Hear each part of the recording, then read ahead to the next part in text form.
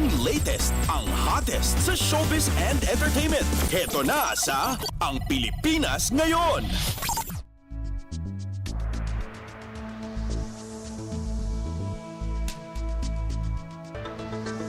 Hello. Magandang araw sa ating mga chismoso at chismosang nag-aabang ng mga trending na balita sa mundo ng showbiz. Narito na ang ratsyada ng mga chika.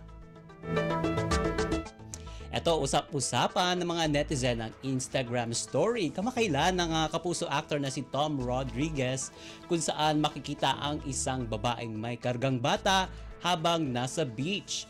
And medyo malayo kasi ang shot mula sa dalampasigan kaya hindi naman kita ang mukha ng babae at ng bata na sinasabing quote-unquote mag-ina o partner at baby ni Tom ayon sa espekulasyon ng mga netizen. Kaya naman tila sinita pa nga ng mga netizen itong si Tom dahil pinahirapan pa raw sila sa pagsagap ng chika dahil kailangan pang i-zoom o lakihan ng larawan para masilip ang mukha nila. Isa pa, kahit i-zoom in pa raw, wala ring papala dahil nakatalikod naman daw sina Tom o yung babae at yung bata sa camera. Kaya ang tanong ng ilang mga netizen natin dyan, sino kaya si girl?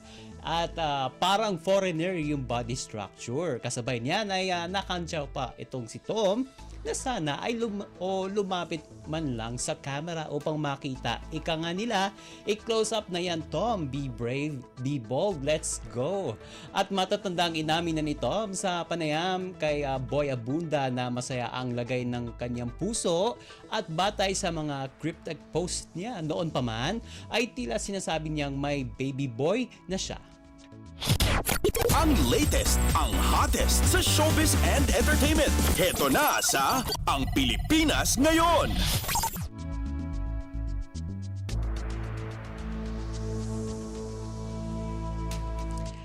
Sa iba pa nating chika for today, nagbigay na ng reaksyon ang PBA o Philippine Basketball Association player na si Kaylan Kyongson kaugnay sa bulong-bulungan na may relasyon umano sila ni Bini member Aya Arceta. Sa isang panayam sa basketballista noong Marso 3, sinabi niya kung paano niya nakilala itong si Aya. Sabi niya, quote-unquote, I met her through a mutual friend and she is a great person. But I'm not gonna speak on her personal life anymore than that. Sabi ni Kaylan. Samantala, hindi naman niya itinanggi na isa raw siyang bloom ang katawagan sa mga umiidolo sa nasabing girl or Pinoy girl group. Anya, quote-unquote, I'm a Bini fan. For sure, love their music. At ito, matatandang nagsimula ang intrigang yan nang kumalat ang chikang nakita umano si Aya na nanonood sa isa sa mga laro ni Kaylan. Ang latest, ang hottest sa showbiz and entertainment. Heto na sa Ang Pilipinas Ngayon.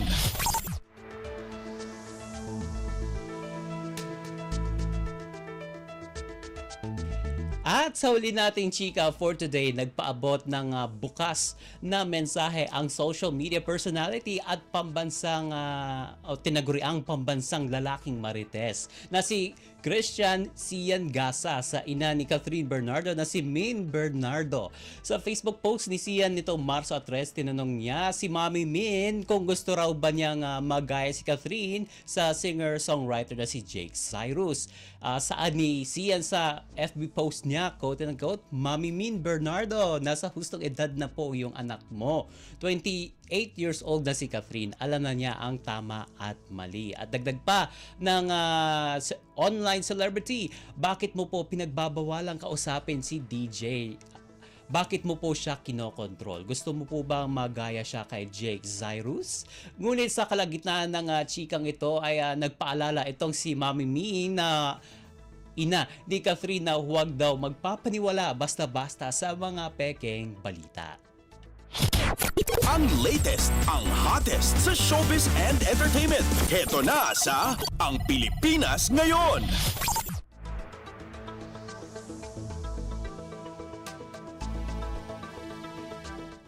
And OMG, wala na tayong sapat na oras para sa ating balitang artista. Maraming salamat mga ka-chismis sa pakikinig sa aking mga chika for today. Ako po si Mama JT para sa Radyo Pilipinas World Service!